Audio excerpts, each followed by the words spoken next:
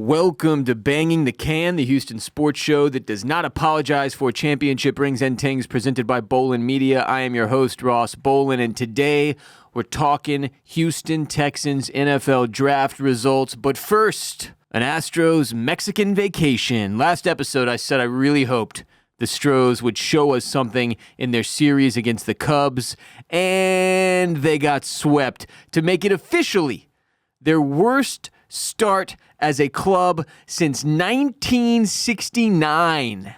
1969. So after the absolutely miserable Cubs series, the Astros had lost 5 straight, 12 of their last 15 games, and been swept already 4 times this season. We were in a sad, lowly place. Vibes were at an all-time low, certainly the lowest they've been in this era of Astros baseball, where we as fans have been inarguably spoiled with almost non-stop good times.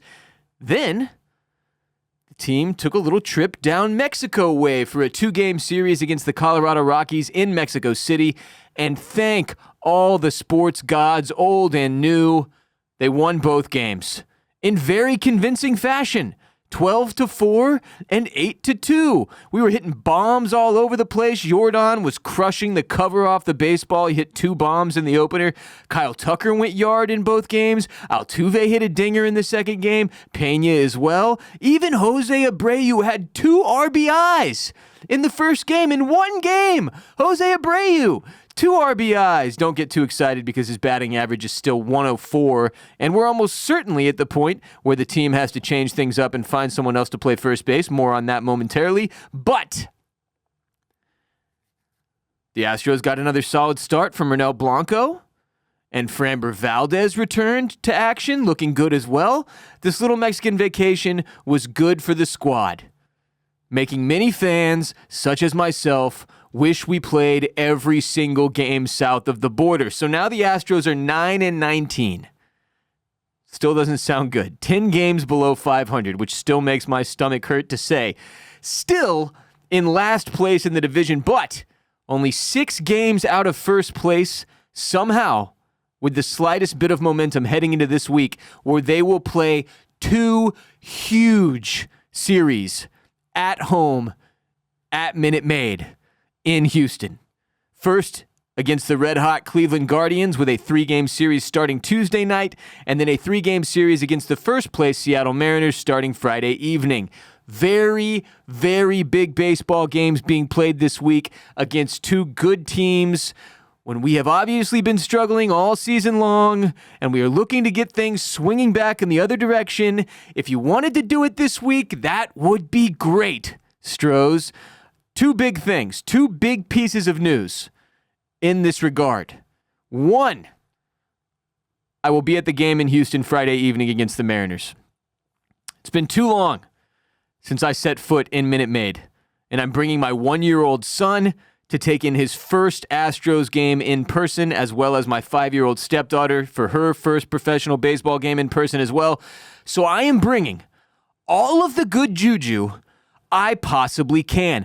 All of the good vibes I can muster, I am bringing with me to the stadium in an effort to help move things in the right direction. I will be doing my part, and you have to think the fellas will play their best for my kids.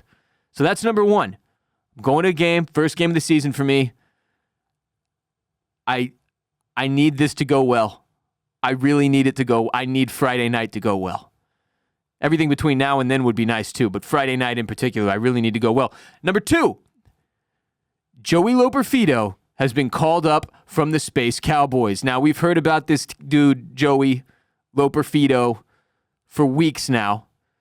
He's kind of the one prospect we have that looked like he might be able to make an immediate difference on the team. All right, Joey is a lefty. So this is another left-handed bat we'll see in the lineup.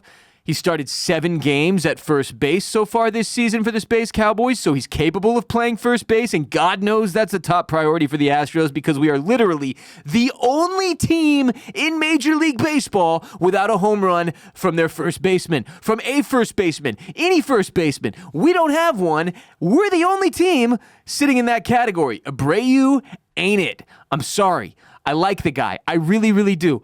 I feel terrible that things have not worked out for him, but we can't do this anymore, man. It's like a breakup, right? Like when you get to a certain point when you're in a shitty relationship and things have not gone the way you hoped, and maybe the sparks weren't there, the feelings aren't there, things don't develop the way they should, and then you like this person and you feel bad, but you gotta move on. Because you got a life to live. We got a season to play. We got a dynasty to continue here. We cannot continue with this massive fucking hole in the lineup, whether he's in the 8th slot or the 6th slot. It doesn't matter. He cannot hit. He cannot hit. And he's getting up there in age, and it's time. It's time to move on from Abreu. He ain't it. Singleton ain't it either. He's had a couple of windows to show it. And look, he just hasn't gotten it done regularly enough. He hasn't stepped up the way we need someone to step up. So maybe, just maybe, Joey Loperfido can be the dude. Maybe he can be the dude who steps up. And maybe we'll have a first baseman who can actually effectively play baseball on both sides of the ball. He has a minor league leading 13 home runs on the season. Doesn't that get you excited by itself? Joey Loperfido, minor league leading 13 dingers on the season. Minor league leading, I'll say it one more time, 13 homers on the season, just so everybody gets a little bit of positivity out of that stat. He's slashing 287, 393, 713 in 101 at-bats for Sugarland. He does strike out a lot. That's 101 at-bats, 37 strikeouts, which isn't great.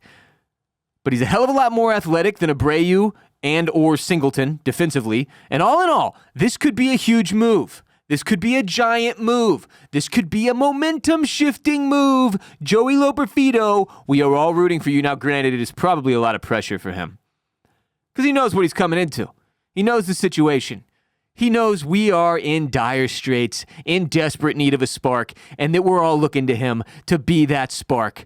And as the team continues to get healthier, like I said, we got Framber Valdez back, right? Verlander's back in the rotation as well. Christian Javier's not far off, right?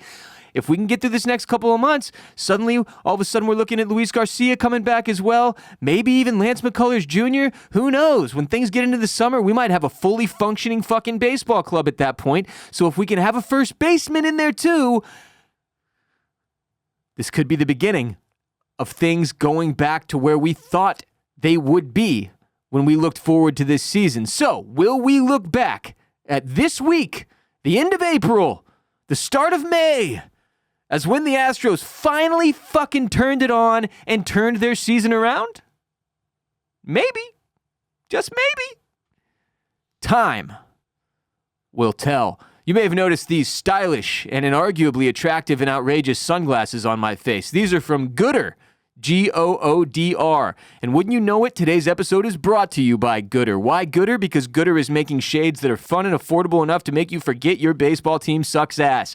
Starting at only $25 a pair, Goodr specializes in making no slip, no bounce, all polarized shades that you can do anything in. Anything. Literally anything. I've got 3 pairs. These ones on my face are the Save a Bull, Ride a Rodeo Clown. I've also got the From Zero to Blitzed and the Smaller is Baller as well. Goodr has over 50,000 5-star reviews. Every pair comes with a 1-year warranty plus 30-day free returns. And they're a 100% carbon neutral company. They're just gooder than everyone else, unlike the Astros currently. What makes Goodr different? 100% polarized. These babies are beautiful, and everything in the world looks a little bit nicer when they're on my face. And they're only $25. Because they're so affordable, I never have to worry about losing or breaking them because I can just get more Goodr. They're always releasing new colors and collabs so you can lay low or get wild. The names are hilarious, like Back 9 Blackout, Flamingos on a Booze Cruise, Donkey Goggles. They're great for running, cycling, working out, golfing, going to the beach, hiking, or just chilling. Like I said, no slip, no bounce. You can wear them on your face no matter what you've got going on. If you want to support the show and try a pair, Goodr is giving all can bangers free shipping with every order. Just go to goodr.com/BTC and use code BTC for free shipping. Goodr offers a 30-day money-back guarantee and 100% satisfaction. Again, that's goodr.com/BTC. Use code BTC for free shipping. That's GOODR.com/BTC. Hit the link in the episode description below and check out all the other incredible frames that Goodr has to offer. So, the NFL 2024 draft has concluded. We've got 9 new Houston Texans players to learn about, brought in by GM Nick Caserio and head coach DeMeco Ryans and owner Cal McNair. Now, I'm not going to talk about all 9 guys today because I'm not some NFL scout expert, college football talent evaluator, and there are a bunch of great professional journalists who do that job. I recommend Lance Zierlein if you're looking to dig deep. But I will talk about a few of the dudes who could make a more immediate impact. First up, cornerback Kamari Lassiter out of Georgia. Second-round pick, number 42 overall. This was kind of a discouraging first pick for the Texans in the draft, not because Lassiter can't be legit, but because we picked a cornerback right after the Philadelphia Eagles traded up for cornerback Cooper DeJean, and right after the New Orleans Saints drafted cornerback Kool-Aid McKinstry, which, like, if you weren't rooting for the Texans to get Kool-Aid at that point, like, I don't know what the fuck is wrong. That was just like everyone watching the draft with the awareness of Kool-Aid McKinstry was rooting for that. So it was like a couple potentially better, more highly touted corners got taken right before we took Kamari Lassiter. For that reason, it felt like a little bit of a bummer, but at the same time, corner is one of the positions that we undoubtedly wanted to get better at during this NFL draft. Nick Caserio with a couple of quotes here about this pick, Kamari Lassiter.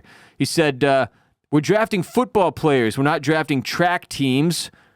I know speed is important. I'm not saying speed is not important. We don't feel that's an issue for this particular player. When you watch him play in the SEC, you don't walk away and have that concern. He's physical. He's tough. He tackles. He has position flex. So the concern, that's the end of the quote, around Lassiter was that he's not particularly fast. He's not as fast as some of the other corner prospects, like the 2 that I just named that got drafted right before him. But I've watched some of the tape on this guy after we picked him up. He looks perfectly capable of playing. I don't expect him to be as good as Derek Stingley Jr. or anything like that, but like he can play opposite him or in the nickel slot. Like they'll find a spot for this guy to play, and I expect him to make an impact this upcoming season. He's not some longer-term project. He's a dude that should be able to get some playing time this upcoming season and do some things on the defensive side of the ball for the Texans. Kamari Lassiter out of Georgia, second round, number 42 overall. That's your first guy to remember. Next up was not our next pick, but it's the next guy I'm going to talk about because it's the next guy I got really excited about.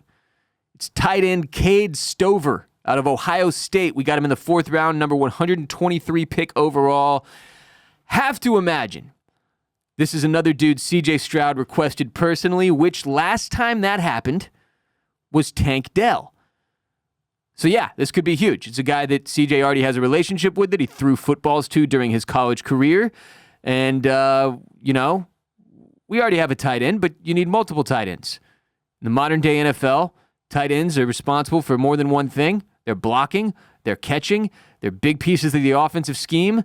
And if they can develop Stover into another guy that C.J. Stroud can find open down the field, then by God, that would be wonderful. Here's some more Nick Caserio on tight end Kade Stover out of Ohio State. Quote, this guy is everything you want in a football player and then more. Ooh, he probably played hurt this year. I think he had an MCL, an issue where, quite frankly, it would have limited some other players, but he just braced it up and kept playing football. I don't speak for DeMeco, but I think we feel the same way. This is probably one of our favorite football players in the entire draft, regardless of position, because of his mentality, because of his mindset. And he is still developing as a player. 2 years ago, he was playing defensive end in the Rose Bowl against Utah.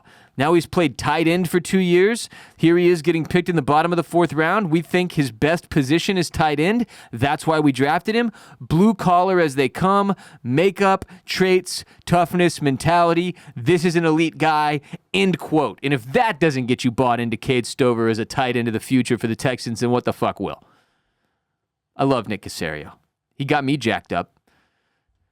So those are the 2 guys that I think could be more immediate, that we could need to recognize more immediately this upcoming season. But the Texans also drafted offensive tackle Blake Fisher out of Notre Dame in the 2nd round with the number 59 pick overall. Safety Kalen Bullock out of USC, 3rd round, number 78 overall. Linebacker Jamal Hill from Oregon, 6th round, number 188 overall.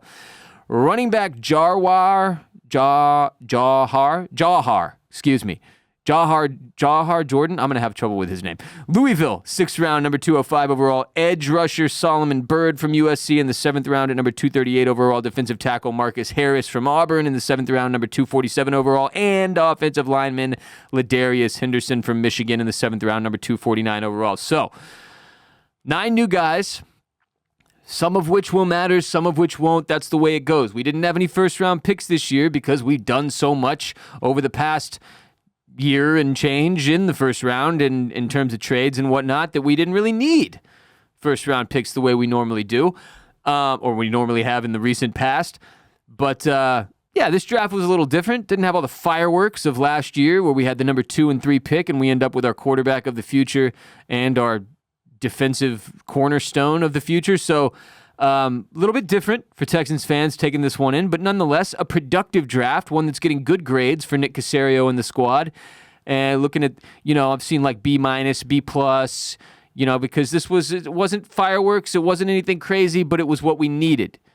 Adding depth, adding guys that could develop further down the line and end up being, a bigger deal than they are right now, and adding a couple of few pieces that could make an immediate impact. So one of the coolest things about this draft, though, I saw this tweet from Adam Schefter. He said, after today, the 2022 Texans-Browns Deshaun Watson trade is now complete. So you'll remember, famously, we had a quarterback who ended up being a bit of a sexual deviant, allegedly, named Deshaun Watson. He had an issue with massages and towels and boners. We traded him to the Cleveland Browns for a boatload of stuff. Here's what we ended up. So first of all, the Browns received in that trade Deshaun Watson and a 2024 6th round pick, which they traded for Jerry Jeudy. It was included in the Jerry Jeudy trade. So that's it. That's what the Browns got. Deshaun Watson, who has played minimally and, as we all know, is a giant piece of shit, allegedly. And then a 6th round pick that they used to get Jerry Jeudy. Here's what the Texans got in exchange for Deshaun Watson and that 2024 6th round pick. 2022 1st round pick that became Kenyon Green.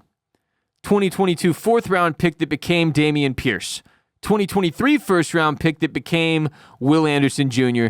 2023 3rd round pick that became wide receiver Tank Dell. 2024 1st round pick that we traded back with Minnesota and ended up being Kamari Lassiter and Jamal Hill. 2024 4th round pick that ended up being safety Kade Bullock. So we got 1, 2, 3, 4, 5, 6, 7 people. 2 of which, if they were the only 2 people we had gotten back in exchange, would have been just fine with me, were Will Anderson Jr. and Tank Dell. But you also got Kenyon Green and Dameon Pierce, who have played a ton of meaningful minutes and been impact guys on some level. It has to be one of the most lopsided and dominant trades in the history of professional sports. Nick Caserio knocked that shit the fuck out of the park. It probably made his career. It certainly made his career as Texans GM. Completely changed the face of the franchise in the way that all of us looked at not only the team, but also the guy running it in Nick Caserio. Saved Cal McNair from potentially, a riot at some point within the fan base. And here we sit. Wildly productive since 2022 this team has been. A wild turnaround in a few short years after an absolutely abysmal stretch for Texans fans. You have to be happy with where we sit here. This is very, very nice. I am thoroughly enjoying it. And we got new uniforms and shit. It's an exciting time. Perhaps, I will say confidently, there has never been a more exciting time to be a Houston Texans football fan. Ever. Feels good, doesn't it? Feels real good. Now, on the not-so-feel-good side, over the weekend, some terrifying news came out that Tank Dell was shot. He was, with a gun, shot. And I see this headline come up on my phone, and I almost threw myself through a window. But it turns out he was shot Saturday night. He sustained minor wounds in Florida at some nightclub. He was an innocent bystander in a mass shooting, essentially, where no one was killed, to my knowledge. I think there were 10 people with injuries at varying levels, mostly minor. Tank Dell just happened to be one of them. It scared the living piss out of me, and I'm sure it scared the living shit out of him. But apparently he's going to be fine. This is nothing for us to worry about.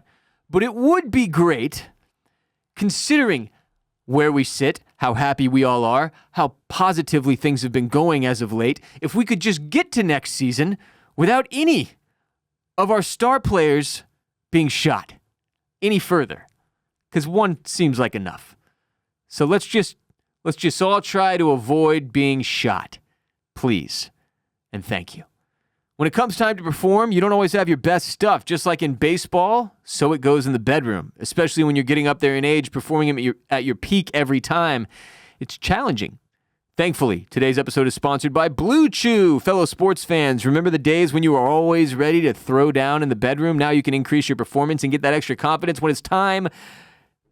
Game time. That is. Listen up, BlueChew.com. BlueChew is a unique online service that delivers the same ingredients, the same active ingredients as Viagra, Cialis, and Levitra, but in chewable tablets and at a fraction of the cost. You can take them anytime, day or night, so you can plan ahead or be ready whenever an opportunity arises. The process is simple. You sign up at BlueChew.com, consult with one of their licensed medical providers, and once you're approved, you'll receive your prescription within days. The best part, it's all done online, so no weird visits to the doctor's office, no awkward conversations, and no waiting in line at the pharmacy. BlueChew's tablets are made in the USA and prepared and shipped direct to your door in discreet packaging. I've used BlueChew's tablets several times and felt like I was in a time machine, transformed back into the professional hitter of yesteryear I once was. So if you're looking for more confidence, if you're looking to make a lasting impression, if you're in the market for the best can banging of your life, BlueChew.com could be the answer for you too. BlueChew wants to help you have better sex. Discover your options at BlueChew.com. Chew it and do it. And we've got a special deal for the can bangers. Try BlueChew free when you use our promo code BTC at checkout. Just pay $5 in shipping. That's BlueChew, BlueChew.com. Promo code BTC to receive your first month free. Visit BlueChew.com for more details and important safety information. We thank BlueChew for sponsoring the podcast and supporting the can bangers in our pursuit of banging can. I forgot to talk about the Stefon Diggs trade when it went down a month ago because I was too caught up in the horrific start to the Astros season. So let me touch on that briefly. So the Buffalo Bills traded Stefon Diggs to our Texans, along with a 2024 sixth-round pick, which is number 189 overall, that we already used, and a 2025 fifth-rounder in exchange for a second-round selection in 2025. So they got a second-round pick. We got Stefon Diggs and a sixth-round pick this year and a fifth-round pick next year.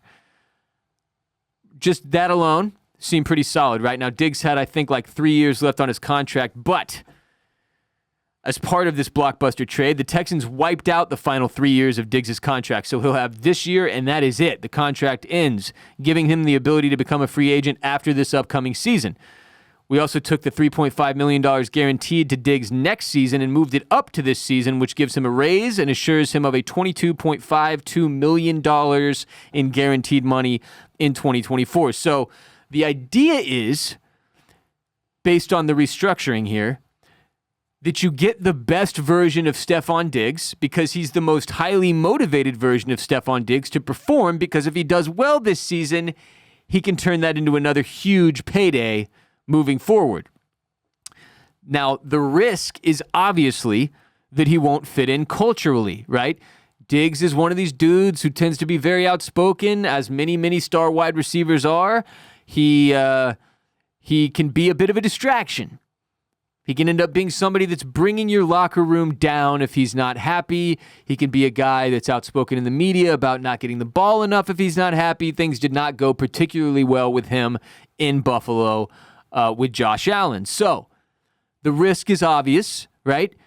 So you have to first understand that obviously head coach DeMeco Ryans would have considered this risk. Obviously, there would have been a considerable amount of conversation with now second-year quarterback C.J. Stroud regarding this risk, and whether or not those two men think they can make this work matters more than almost anything else. Obviously, they signed off on it. They thought it could work. This gives C.J. another weapon. Suddenly, our offensive receiving core looks like it's among the best in the fucking league when we have a quarterback who just had the best rookie season in the history of the league. So really, when you weigh those things on the scale, you can easily see why the Texans did what they did here.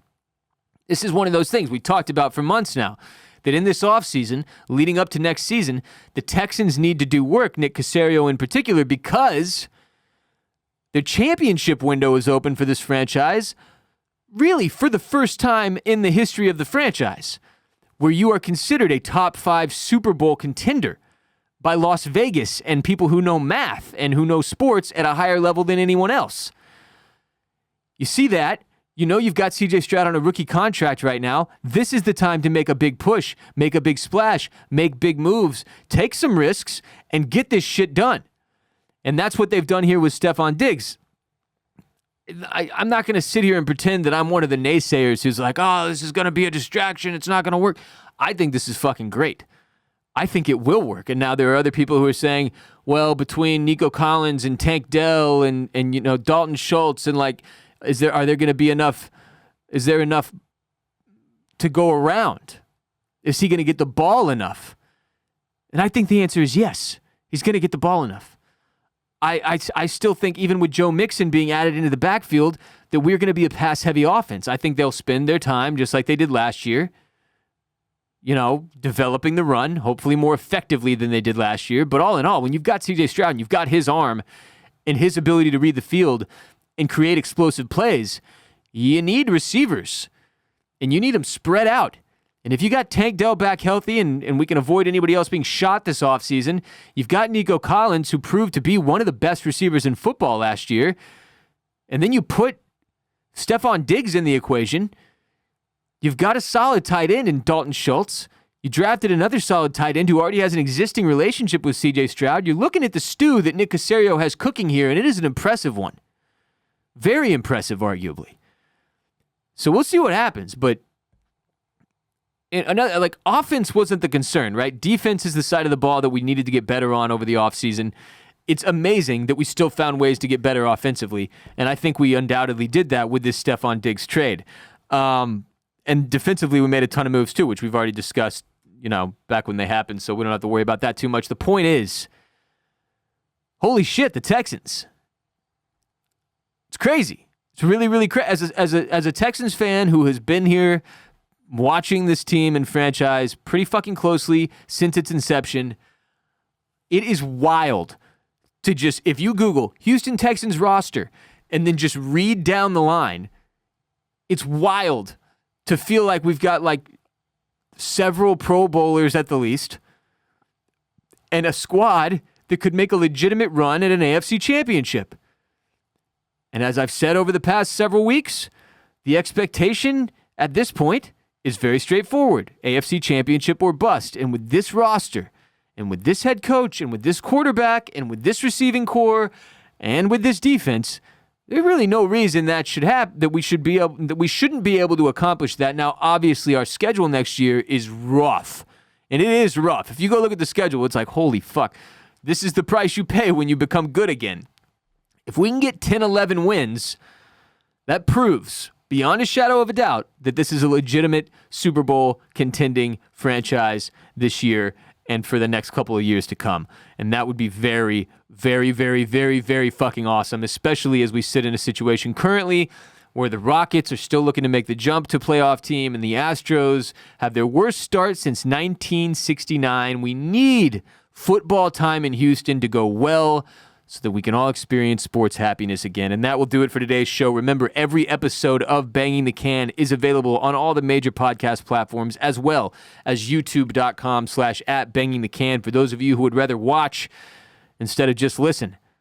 And in fact, even if you prefer to listen, please go to youtube.com/@bangingthecan and subscribe to support the show. If you're already on YouTube watching, I appreciate you. Hit the subscribe button, hit the like button on this video, leave us a comment below, give me your thoughts on the Texans draft results, give me your thoughts on Joey Loperfido being called up for the Astros and where the Astros are sitting now with just 9 wins as the month of April comes to a close.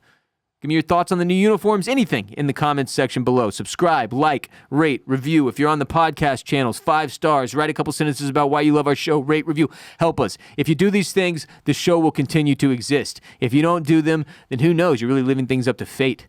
You want me to have to fire myself and cancel my own show? I've got children to feed.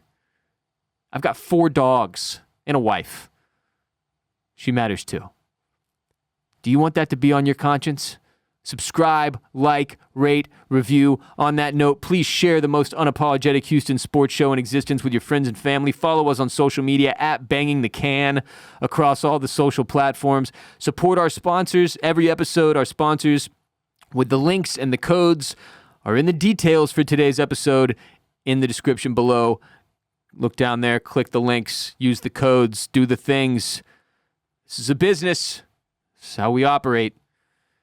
Check out my business, by the way, at bolenmedia.com. We've got some other shows. If you're an F1 fan, check out Formula Bone.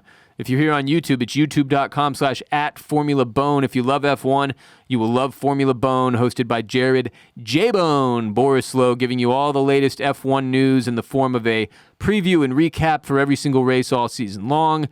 Check out the Ross Bolen podcast, hosted by me. That's my name. We talk comedy, mental health. We have a good time every week. It's fairly random by comparison. And of course, if you watch TV, Oysters, Clams, and Cockles. We got House of the Dragon Season 2 coming up. Begins June 16th. House of the Dragon Season 2, June 16th on HBO. Oysters, Clams, and Cockles is your go-to companion podcast for all things House of the Dragon, otherwise known as Hot D. As Season 2 approaches, keep us in mind. Oysters, Clams, and Cockles, hosted by myself and another Houstonian, Mr. Barrett Dudley, one of my best friends of over 20 years. We both attended Westside High School on the west side of town, and we host a Game of Thrones, now House of the Dragon-themed podcast called Oysters, Clams, and Cockles, where we will be covering Season 2 in full, episodically, week by week. Enjoy. Join us. I'm Ross Bolen. You can follow me on X, formerly known as Twitter, and Instagram, @WRBOLEN. I'll be back next week. If you're at the game this Friday and you see me and my children, say hello. Don't touch my kids. Just say hello. Throw me an H like Cal McNair, you know? Throw it at me. Fucking throw it at me. I'll be back next week. Until next time, go Astros. For the love of God, go Astros. H-Town. Hold it down.